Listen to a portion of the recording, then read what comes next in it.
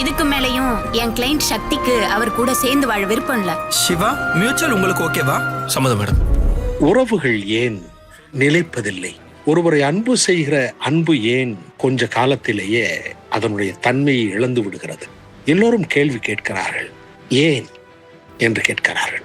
காரணம், அன்பு என்பது நாம் யாரை அன்பு செய்கிறோமோ அவர்களுக்காக எந்த துயரத்தையும் தாங்கிக் கொள்ளுகிற மனம் இருக்கிற போது அந்த உறவு நிலைக்கிறது. ஆல்பர்ட் காமு என்கிற பிரெஞ்சு நாவலாசிரியர் ஒரு அற்புதமான ஒரு நாவலை எழுதியிருக்கிறார். அந்த நாவலுடைய பெயர் த பிளேக். அந்த நாவலுடைய கடைசி பகுதியில் இப்படி ஒரு காட்சி வருகிறது.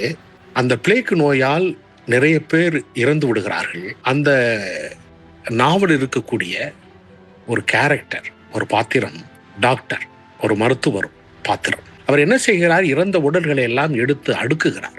குழந்தைகளாக அடுக்குகிறார், பெண்களாக அடுக்குகிறார், முதியோர்களாக அடுக்குகிறார். அதை வழியில் போகிற இன்னொரு பாத்திரம், ஒரு கேரக்டர், வழிப்போக்கன் கேட்கிறான், ஏன் இறந்த உடல்களை எல்லாவற்றையும் ஒரு குழியில் போட்டு எரித்து விட்டால் என்ன, இதை ஏன் போய் அடுக்குகிறாய் என்று கேட்கிறான். அதற்கு அவர் சொல்லுகிறார், அர்த்தமற்ற சூழ்நிலையில் அர்த்தத்தை பார்க்கிறேன், ஒழுங்கற்ற இடங்களில் நான் ஒழுங்கை பார்க்கிறேன். ஐ see meaning in meaninglessness. I see order in disorder என்று சொல்லுகிறார். அதற்கு அந்த வழிப்போக்கன் கேட்கிறான், எங்கே நீ இதை கற்றுக்கொண்டாய் என்று கேட்கிறார். Where did you learn this என்று கேட்கிறார். அவர் சொல்லுகிறார், துயரம், suffering has taught me. உறவுகள் நிலைப்பதற்கு அடிப்படை காரணம், உறவுகள் நிலைக்க வைக்கக்கூடிய ஒரு காரணி எது என்று சொன்னால், நான் யாரை அன்பு செய்கிறேனோ அவர்களுக்காக எவ்வளவு துயரத்தையும் தாங்கிக் கொள்வேன் என்று இருக்கிற மனப்போக்கு இருக்கிறதே, அது இருக்கிற போது நிச்சயம் ஒரு உறவு நிலைத்து நிற்கும். எதையெல்லாம் அவர்களிடம் பெற்றுவிடலாம், என்னுடைய தேவையெல்லாம் பூர்த்தி செய்து கொள்ளலாம் என்று இருக்கிற உறவுகளில்தான் அது அந்த உறவு நிலைப்பதில்லை.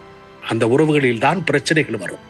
நான் அன்பு செய்கிறவர்களுக்கு எவ்வளவு துயரப்பட்டாலும் அவர்களை மகிழ்ச்சியாக வைத்திருக்க வேண்டும் என்று நினைக்கிறேனோ அப்பொழுது அந்த உறவு நிலைத்துவிடும்.